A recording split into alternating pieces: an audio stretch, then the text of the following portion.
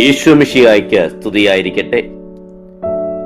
Lumen Cristo 101 ദിവസം കൊണ്ട് Bible പുതിയ നിയമം വായിച്ചു തീർക്കുന്ന വചന പദ്ധതിയിലേക്ക് ഏവർക്കും സ്വാഗതം. ഇന്ന് ദിവസം 60. അപ്പോസ്തല പ്രവർത്തനങ്ങൾ 22ഉം 23ഉം അധ്യായങ്ങളാണ് നാം ഇന്ന് വായിക്കുന്നത്. പൗലോസ് ശ്ലീഹായുടെ ധീരമായ വിശ്വാസ പ്രഘോഷണവും അദ്ദേഹത്തിന് നേരെയുള്ള പീഡനങ്ങളുമാണ് വിവരിക്കുന്നത്. അപ്പോസ്തല പ്രവർത്തനങ്ങൾ അധ്യായം 22. യഹൂദരോട് പ്രസംഗിക്കുന്നു. സഹോദരരെ, പിതാക്കന്മാരെ, ഇപ്പോൾ എനിക്ക് നിങ്ങളോടുള്ള ന്യായവാദം കേട്ടാലും. എബ്രായ ഭാഷയിൽ അവൻ തങ്ങളെ അഭിസംബോധന ചെയ്യുന്നത് കേട്ടപ്പോൾ അവർ മുമ്പത്തേക്കാൾ ശാന്തരായി. അവൻ പറഞ്ഞു, ഞാനൊരു യഹൂദനാണ്. കിലിക്യായിലെ താർസോസിൽ ജനിച്ചു, ഈ നഗരത്തിൽ വളർന്നു. ഗമാലിയേലിന്റെ പാദങ്ങളിലിരുന്ന് പിതാക്കന്മാരുടെ നിയമം സൂക്ഷ്മതയോടെ അഭ്യസിച്ചു. ഇന്ന് നിങ്ങളെല്ലാവരും ആയിരിക്കുന്ന പോലെ ഞാനും ദൈവത്തെക്കുറിച്ച് തീഷ്ണമതിയായിരുന്നു. പുരുഷന്മാരെയും സ്ത്രീകളെയും ബന്ധിച്ച് കാരാഗ്രഹത്തിലേൽപ്പിച്ച് ഈ മാർഗത്തെ ആമരണം പീഡിപ്പിച്ചു. പ്രധാന പുരോഹിതനും ശ്രേഷ്ഠന്മാരും സംഘം മുഴുവനും എനിക്ക് സാക്ഷികളാണ്. ദമാസ്കസിലുള്ളവരെയും ബന്ധനത്തിലാക്കി ജെറുസലേമിൽ കൊണ്ടുവന്ന് ശിക്ഷിക്കുന്നതിനു വേണ്ടി ഞാൻ അവരിൽ നിന്ന് സഹോദരന്മാർക്കുള്ള കത്തുകളും വാങ്ങി അവിടേക്ക് യാത്രയായി. മാനസാന്തര കഥ പറയുന്നു. ഞാൻ യാത്ര ചെയ്ത് മധ്യാഹ്നത്തോടെ ദമാസ്കസിനെത്തിയപ്പോൾ സ്വർഗത്തിൽ നിന്ന് ഒരു വലിയ തേജസ് എന്റെ ചുറ്റും പ്രകാശിച്ചു. ഞാൻ നിലത്ത് വീണു. ഒരു സ്വരം എന്നോട് ഇങ്ങനെ പറയുന്നത് കേട്ടു, സാവൂൾ, സാവൂൾ, നീ എന്നെ പീഡിപ്പിക്കുന്നത് എന്തുകൊണ്ട്? ഞാൻ ചോദിച്ചു, കർത്താവേ, നീ ആരാണ്? നീ പീഡിപ്പിക്കുന്ന നസ്രായനായ യേശുവാണ് ഞാൻ. എന്റെ കൂടെയുണ്ടായിരുന്നവർ പ്രകാശം കണ്ടു, എന്നാൽ എന്നോട് സംസാരിച്ചവന്റെ സ്വരം കേട്ടില്ല. ഞാൻ ചോദിച്ചു, കർത്താവേ, ഞാൻ എന്തു ചെയ്യണം? കർത്താവ് എന്നോട് പറഞ്ഞു, എഴുന്നേറ്റ് ദമാസ്കസിലേക്ക് പോവുക. നിനക്കായി നിശ്ചയിക്കപ്പെട്ടിരിക്കുന്നതെല്ലാം അവിടെ വച്ച് നിന്നോട് പറയും. ആ പ്രകാശത്തിന്റെ തീഷ്ണത കൊണ്ട് എനിക്കൊന്നും കാണാനാവാത്തതിനാൽ എന്റെ കൂടെ ഉണ്ടായിരുന്നവർ കൈക്ക് പിടിച്ച് എന്നെ നടത്തി. അങ്ങനെ ഞാൻ ദമാസ്കസിലെത്തി.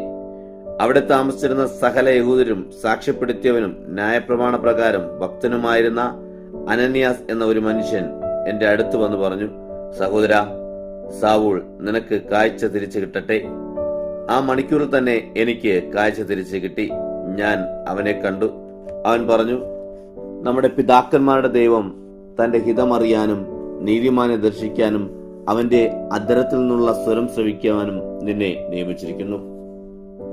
നീ കാണുകയും കേൾക്കുകയും ചെയ്തതിനെ കുറിച്ച് എല്ലാ മനുഷ്യരുടെയും മുൻപാകെ നീ അവന് സാക്ഷിയുമായിരിക്കും. ഇനി നീ എന്തിനെ കാത്തിരിക്കുന്നു? എഴുന്നേറ്റ് സ്നാനം സ്വീകരിക്കുക.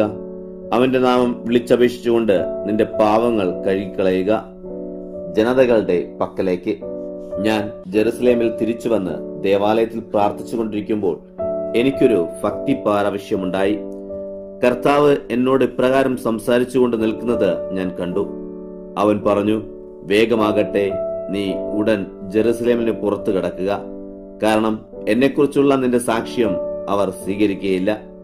ഞാൻ പറഞ്ഞു, കർത്താവെ, ഞാൻ സിനഗോഗുകൾക്ക് തോറും ചെന്ന് നിന്നിൽ വിശ്വസിക്കുന്നവരെ ബന്ധനസ്ഥരാക്കുകയും പ്രഹരിക്കുകയും ചെയ്തിട്ടുണ്ടെന്ന് അവർക്കറിയാം.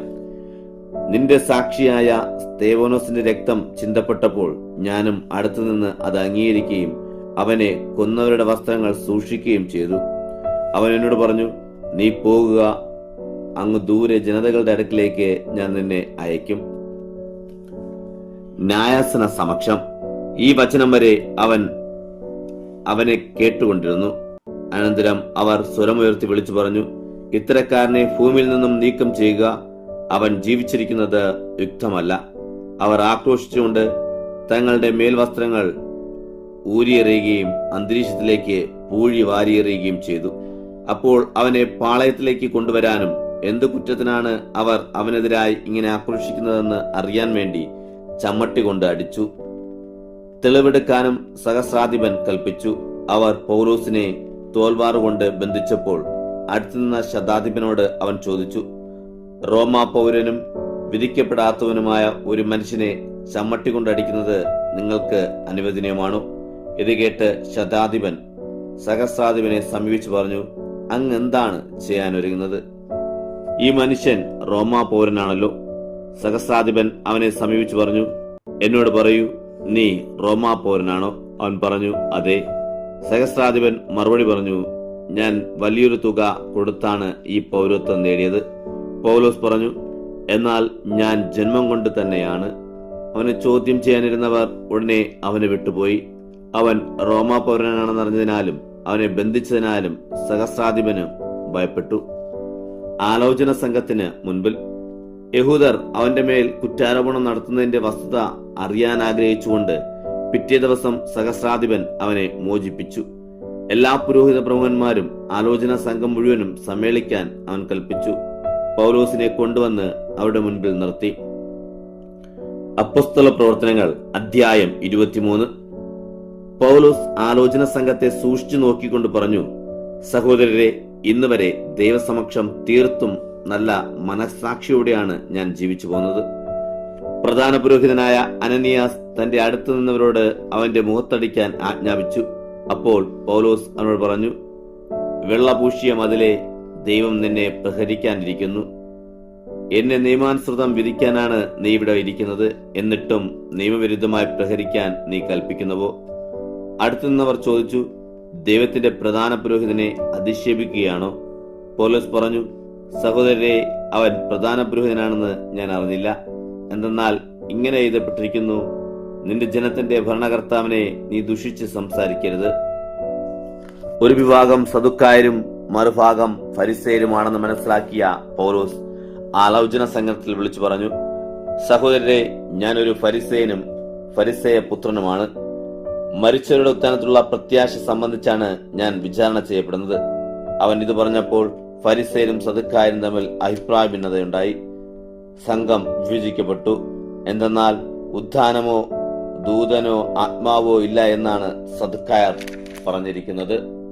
എന്നാൽ ഫരിസേയർ ഇതിലെല്ലാം വിശ്വസിക്കുന്നു. വലിയ ബഹളമുണ്ടായി. ഫരിസേയ വിഭാഗത്തിൽപ്പെട്ട ചില നിയമജ്ഞർ എഴുന്നേറ്റ് വാദിച്ചു, ഈ മനുഷ്യനിൽ ഞങ്ങൾ തെറ്റൊന്നും കാണുന്നില്ല. ഒരു ആത്മാവോ ദൂതനോ ഇവനോട് സംസാരിച്ചിരിക്കാം. തർക്കം രൂക്ഷമായപ്പോൾ പൗലോസിനെ അവർ വലിച്ചു കീറുമോ എന്ന് പോലും സഹസ്രാധിപൻ ഭയപ്പെട്ടു. അതിനാൽ ഇറങ്ങിച്ചെന്ന് അവനെ അവരുടെ ഇടയിൽ നിന്ന് പാളയത്തിലേക്ക് പിടിച്ചുകൊണ്ടുപോകാൻ അവൻ സൈന്യത്തോട് കൽപ്പിച്ചു. അടുത്ത രാത്രി കർത്താവ് വന്നു നിന്ന് അവനോട് പറഞ്ഞു, ധൈര്യപ്പെടുക, നീ ജെറുസലേമിൽ എന്നെ സാക്ഷ്യപ്പെടുത്തിയപ്പോൾ തന്നെ റോമായിലും സാക്ഷ്യപ്പെടുത്തേണ്ടിയിരിക്കുന്നു. യഹൂദരുടെ ഗൂഢാലോചന. പ്രഭാതമായപ്പോൾ യഹൂദർ ഗൂഢാലോചന നടത്തി. പൗലോസിനെ വധിക്കുന്നതുവരെ തങ്ങളൊന്നും തിന്നുകയോ കുടിക്കുകയോ ഇല്ലെന്ന് അവർ ശപഥം ചെയ്തു. ഈ ശപഥം നടത്തിയവർ 40-ലേറെ പേർ ഉണ്ടായിരുന്നു. അവർ പുരോഹിത പ്രമുഖന്മാരെയും ശ്രേഷ്ഠന്മാരെയും സമീപിച്ചു പറഞ്ഞു, പൗലോസിനെ കൊല്ലുന്നവരെ എന്തെങ്കിലും രുചിച്ചു നോക്കുക പോലുമില്ലെന്ന് ഞങ്ങൾ ശപഥമെടുത്തിരിക്കുകയാണ്.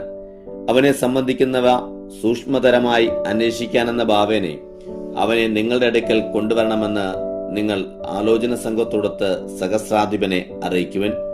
അവൻ അവിടെ എത്തുന്നതിന് മുൻപ് അവനെ കൊല്ലാൻ ഞങ്ങൾ ഒരുങ്ങിയിരിക്കുകയാണ്. പൗലോസിന്റെ സഹോദരിപുത്രൻ ഈ കെണിയെപ്പറ്റി കേട്ടു. അവൻ പാളയത്തിൽ ചെന്ന് പൗലോസിനെ കണ്ട് വിവരമറിയിച്ചു. പൗലോസ് ഒരു ശതാധിപനെ വിളിച്ചു പറഞ്ഞു, ഈ യുവാവിനെ സഹസ്രാധിപന്റെ അടുക്കൽ കൊണ്ടു ചെല്ലുക. അവനോട് എന്തോ പറയാനുണ്ട്.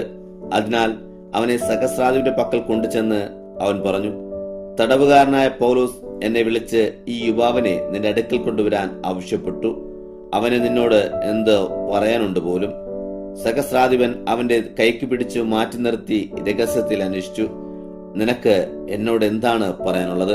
അവൻ പറഞ്ഞു, യഹൂദർ പൗലോസിനെ കുറിച്ച് സൂക്ഷ്മതരായി അന്വേഷിക്കാനെന്ന ഭാവനെ നാളെ അവനെ തങ്ങളുടെ ആലോചന സംഘത്തിലേക്ക് കൊണ്ടുപോകണമെന്ന് നിന്നോട് ആവശ്യപ്പെടാൻ തീരുമാനിച്ചിരിക്കുകയാണ്. നീ അവർക്ക് വഴങ്ങരുത്. എന്തെന്നാൽ അവരിൽ 40-ലേറെ പേർ അവനെ കെണിവെച്ചിരിക്കുകയാണ്. അവർ അവനെ വധിക്കുന്നതുവരെ തിന്നുകയോ കുടിക്കുകയോ ഇല്ലെന്ന് ശപഥമെടുത്തിട്ടുണ്ട്. ഇപ്പോൾ അവർ നിന്നിൽ നിന്ന് സമ്മതം പ്രതീക്ഷിച്ചുകൊണ്ട് ഒരുങ്ങിയിരിക്കുന്നു. സഹസ്രാധിപനാകട്ടെ, ഇവ നീ എന്നെ അറിയിച്ചുവെന്ന് ആരോടും പറയരുതെന്ന് നിർദ്ദേശിച്ച് യുവാവിനെ പറഞ്ഞയച്ചു. ഫെലിക്സിന്റെ അടുത്തേക്ക് അവൻ 2 ശതാധിപന്മാരെ വിളിച്ചു പറഞ്ഞു, രാത്രിയുടെ 3-ാം മണിക്കൂറിൽ കേസറിയ വരെ പോകാൻ 200 ഭടന്മാരെയും 70 കുതിരപ്പടയാളികളെയും 200 കുന്തക്കാരെയും ഒരുക്കി നിർത്തുക. പൗലോസിനെ യാത്ര ചെയ്യാനുള്ള മൃഗങ്ങളെയും തയ്യാറാക്കുക. അവനെ ദേശാധിപതിയായ ഫെലിക്സിന്റെ അടുക്കൽ സുരക്ഷിതമായി എത്തിക്കണം. അവൻ ഇപ്രകാരം ഒരു കത്തെഴുതുകയും ചെയ്തു. അതിശ്രേഷ്ഠനായ ദേശാധിപതി ഫെലിക്സിന് ക്ലാവുദീസ് ലിസിയാസിന്റെ അഭിവാദനങ്ങൾ. ഈ മനുഷ്യനെ യഹൂദർ പിടിച്ചു ബന്ധിച്ചു. അവൻ ഇവനെ കൊല്ലാൻ ഒരുമ്പെട്ടു. ഇവൻ റോമാപൗരനാണെന്നറിഞ്ഞപ്പോൾ ഞാൻ ഭടന്മാരോട് കൂടി ചെന്ന് ഇവനെ രക്ഷിച്ചു. ഇവന്റെ മേൽ കുറ്റമാരോപിക്കാനുള്ള കാരണം എന്താണെന്ന് അറിയാൻ ആഗ്രഹിച്ച് ഞാൻ ഇവനെ അവരുടെ ആലോചന സംഘത്തിൽ കൊണ്ടുചെന്നു. അവൻ കുറ്റോരപനായത് അവരുടെ ന്യായപ്രമാണം സംബന്ധിക്കുന്ന പ്രശ്നങ്ങളെക്കുറിച്ചാണെന്ന് ഞാൻ കണ്ടു. മരണമോ ചങ്ങലയോ അർഹിക്കുന്ന ഒരു ആരോപണവും ഇല്ലായിരുന്നു. ഇവനെതിരെ ഗൂഢാലോചന ഉണ്ടെന്നറിഞ്ഞ് ഉടൻ തന്നെ ഞാൻ ഇവനെ നിന്റെ അടുക്കിലേക്ക് അയക്കുകയാണ്. അവനെതിരെ നിന്റെ മുൻപിൽ പറയാൻ പരാതിക്കാരോടും ഞാൻ നിർദ്ദേശിച്ചിട്ടുണ്ട്. ഭടന്മാർ തങ്ങൾക്കുള്ള കൽപ്പനയനുസരിച്ച് രാത്രി തന്നെ പൗലോസിനെ അന്തിപ്പാത്രസിലേക്ക് കൂട്ടിക്കൊണ്ടുപോയി. ഫെലിക്സിന്റെ അടുത്തേക്ക് അവൻ 2 ശതാധിപന്മാരെ വിളിച്ചു പറഞ്ഞു, രാത്രിയുടെ 3-ാം മണിക്കൂറിൽ കേസറിയ വരെ പോകാൻ 200 ഭടന്മാരെയും 70 കുതിരപ്പടയാളികളെയും 200 കുന്തക്കാരെയും ഒരുക്കി നിർത്തുക. പൗലോസിനെ യാത്ര ചെയ്യാനുള്ള മൃഗങ്ങളെയും തയ്യാറാക്കുക. അവനെ ദേശാധിപതിയായ ഫെലിക്സിന്റെ അടുക്കൽ സുരക്ഷിതമായി എത്തിക്കണം. അവൻ ഇപ്രകാരം ഒരു കത്തെഴുതുകയും ചെയ്തു. അതിശ്രേഷ്ഠനായ ദേശാധിപതി ഫെലിക്സിന് ക്ലാവുദിയൂസ് ലിസിയാസിന്റെ അഭിവാദനങ്ങൾ. ഈ മനുഷ്യനെ യഹൂദർ പിടിച്ചു ബന്ധിച്ചു. അവർ ഇവനെ കൊല്ലാൻ ഒരുമ്പെട്ടു. ഇവൻ റോമാപൗരനാണെന്നറിഞ്ഞപ്പോൾ ഞാൻ ഭടന്മാരെ കൂടെ ചെന്ന് ഇവനെ രക്ഷിച്ചു.